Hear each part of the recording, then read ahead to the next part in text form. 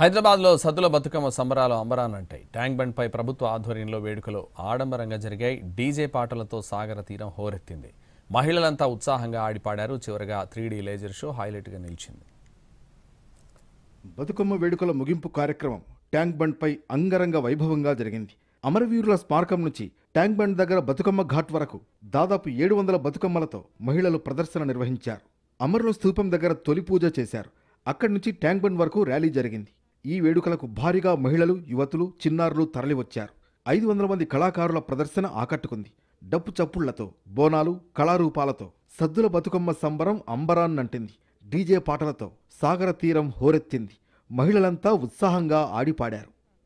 మంత్రి కొండా సురేఖ, హైదరాబాద్ కలెక్టర్ హరిచందన, సాంస్కృతిక సారథి చైర్పర్సన్ విమలక్క తదితరులు బతుకమ్మ పాటలకు మహిళలతో కలిసి నృత్యం చేశారు. మంత్రులు జూపల్లి కృష్ణారావు, పొన్నం ప్రభాకర్, ఎంపీ అనిల్ కుమార్ యాదవ్ తదితరులు కార్యక్రమానికి హాజరయ్యారు.